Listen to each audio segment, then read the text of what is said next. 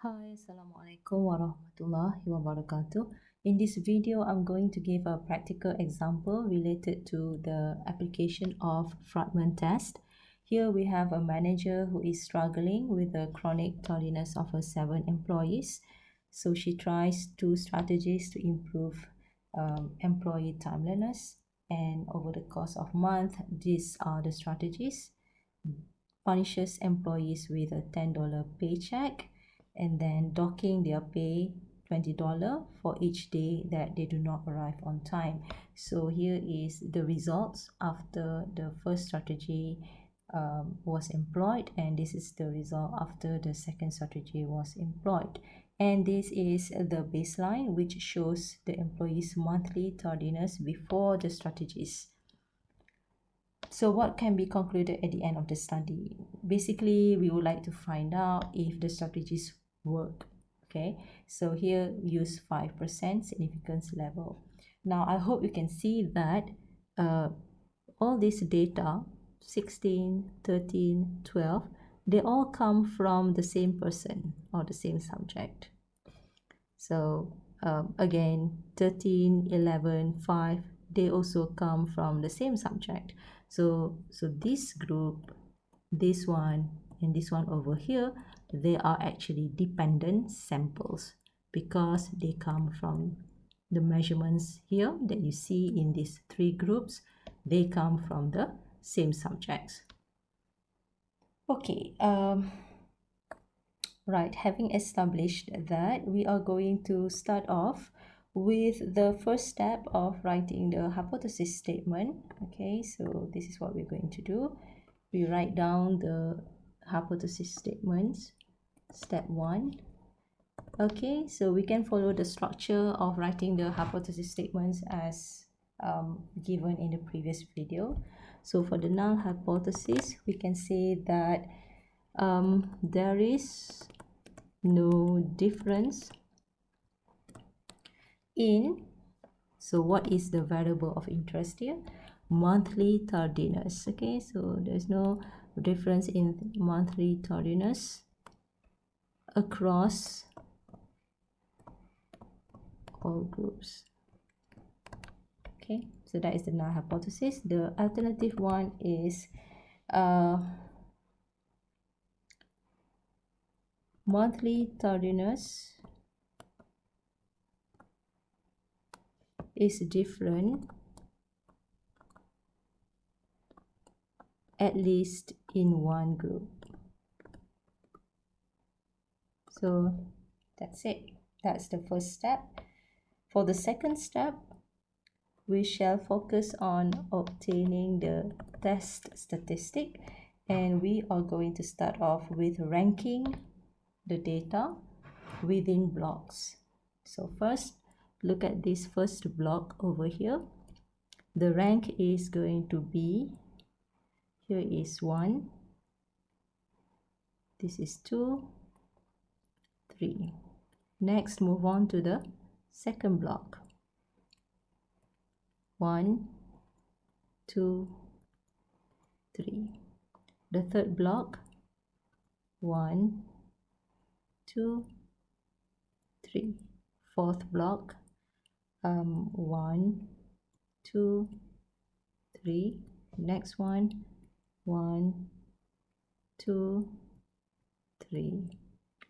Move on, 1, 2, 3. Next, 1, 2, 3. That's it. We are done with the ranking process. The next step is to find Ri. This is the sum of rank, and we're going to sum and get it for each group. Okay, for this group, second group, and third group.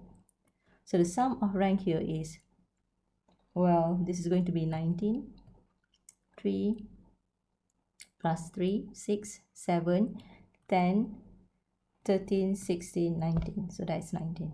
This one, 2, 4, 6, 8, 10, 11, 2, 5, 6, 8, 10, 12. So that's the Ri, sum of ranks for each group we have 3 groups here. Next, we can apply the formula. So the next step is to apply the formula for our test statistic. It is given as such: 12 over n k plus 1 times with the summation of Ri from I equals to 1 up to k. So that's the process that you have to do first, minus 3 times n k plus 1. So we just plug in all the values that we have got so far. So it will be 12 over, our n is 7, times with our group is, the number of our group is 3, over here is 4, k plus 1. Over here is the sum of ranks, which is going to be 19 squared plus 11 squared plus 12 squared, minus 3 times 7 times 4. So I'm sure you'll be able to put in the values into your calculator. You'll be able to get the test statistic is just 5.429. So this is our test statistic. The third step is to find the critical value, and here we are going to use the chi-square distribution table. So for a small sample, it will be approximate value, but for a large sample, we can use this distribution table. Yeah. So for step 3, we have to find the critical value, and here we need to know, in this process, what we need to know is we need to know what is alpha. Alpha here is 0.055%, and the degrees of freedom is k minus 1. Our k is 3, so the answer is 2. So go on and look at this, 0.05, degrees of freedom 2, so the critical value is 5.991. Okay. Now step 4, okay, you can compare the value of test statistic. So the test statistic that we have obtained just now is equal to 5.429, and chi-square value, the critical value here is 5.991. Therefore, well, we are unable to reject HR, okay, because the test statistic here is smaller than the critical value. Okay, so if we try to represent this in a graph, this is the position of critical value, 5.991. So critical value will give this as your critical region, and the test statistic that you get, 5.4, it falls on this side, on the non-critical region, so 5.4. Therefore, you are unable to reject HR. Okay, now step 5, you will make conclusion. So we can say that at 5% significance level, there is not enough evidence to reject the null hypothesis. So there is not enough evidence to reject H null.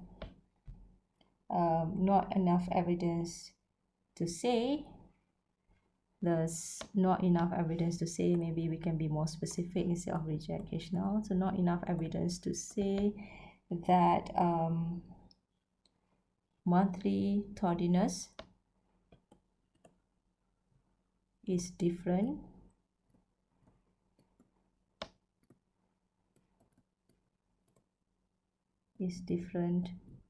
across all groups.